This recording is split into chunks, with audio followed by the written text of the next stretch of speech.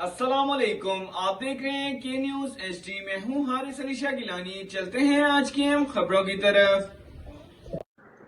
تازہ ترین خبروں سے باخبر رہنے کے لیے ہمارے ساتھ رہیے۔ رخ کریں گے خانیوال کا، جہاں سے رپورٹ کر رہے ہیں ہمارے نمائندے ساجد محمود ملک۔ وزیر اعلیٰ پنجاب مریم نواز صاحبہ کی ہدایت پر جاری اربن اپ لفٹنگ اقدامات کے جائزے کے لیے deputy commissioner Khanewal doctor Salma Sulaiman اور additional deputy commissioner general Ghulam Mustafa Khan نے تحصیل کبیروالا کے مختلف مقامات کا دورہ کیا۔ اس موقع پر اسسٹنٹ کمشنر کبیروالا رانا عامر لیاقت نے deputy commissioner Khanewal doctor Salma Sulaiman اور additional deputy commissioner general Ghulam Mustafa Khan کو خانیوال موڑ سے چوک ٹاؤن ہال، اولڈ کچہری روڈ، سٹی کینال اور شارٹ بازار کا دورہ کروایا اور جاری ترقیاتی کاموں پر بریفنگ دی۔